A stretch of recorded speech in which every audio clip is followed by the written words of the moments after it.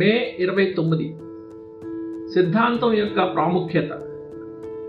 సత్యాన్ని గుర్తించి దానిని వ్యక్తిగతంగా తెలుసుకున్న వారు మాత్రమే సత్యాన్ని ప్రేమిస్తారు మరియు గౌరవిస్తారు.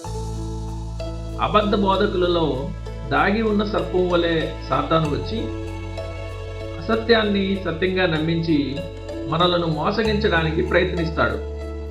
కాబట్టి ప్రతి క్రైస్తవుడు క్రీస్తు సత్యాల విషయంలో స్థిరమైన వివేచన కలిగి ఉండాలి.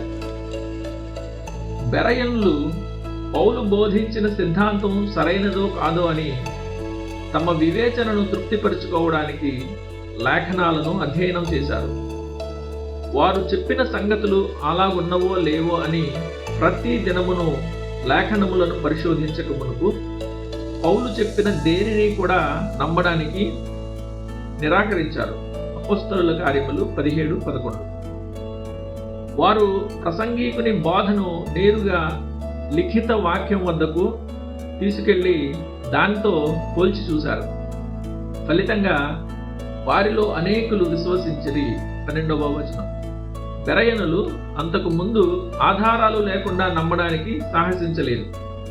ఇప్పుడు వాక్యాధారం దొరికిన తరువాత నమ్మకుండా ఉండలేకపోయారు. అబద్ధ బోధకుల ప్రసంగం శైలిని టెర్టులియన్ అనే భక్తుడు ఇలా వర్ణించాడు. వారు భావోద్వేగాలతో లొంగదీసుకుంటూ బోధిస్తారు తప్ప బోధ ద్వారా వివేచనను ఒప్పించరు. అంటే వారు తమ శ్రోతల వివేచనను ఒప్పించకుండానే వారి ఉద్వేగాలను ఆకర్షించే ప్రయత్నం చేస్తారు. ఉదాహరణకు, ఒక వ్యభిచారి తన భాగస్వామికి ఆమె చేసే పని ధర్మబద్ధమని ఒప్పించడం చాలా కష్టం. అందుకే అతడు మరో మార్గాన్ని ఎంచుకుంటాడు. శృంగారభరితమైన మాటలతో మరియు శారీరక కోరికలతో ఆమెను ఆకర్షిస్తాడు. అప్పుడు అది ధర్మబద్ధమా కాదా అనే ప్రశ్న మరుగున పడిపోతుంది. రగులుతున్న కామంతో వివేచన అనేది త్వరగా మరియు సులభంగా నశించిపోతుంది. ఈ విధంగా అసత్యం ఒక దొంగ వలె కిటికీ గుండా ప్రవేశిస్తుంది. కానీ సత్యం ఇంటి యజమాని వలె అవగాహన అనే ద్వారం గుండా ప్రవేశించి అక్కడ నుండి మనస్సాక్షి, చిత్తం మరియు అనురాగాలలోకి ప్రవహిస్తుంది. సత్యం యొక్క శ్రేష్టతను, సౌందర్యాన్ని అర్థం చేసుకోకముందే దానిని ఒప్పుకునే వ్యక్తి ఆ సత్యం యొక్క పరలోకపు మూలాన్ని మరియు దాని విలువను పూర్తిగా అభినందించలేరు. మారువేషంలో ప్రయాణించే రాజును ప్రజలు గుర్తించలేరు కాబట్టి అతన్ని కనపరచలేరు.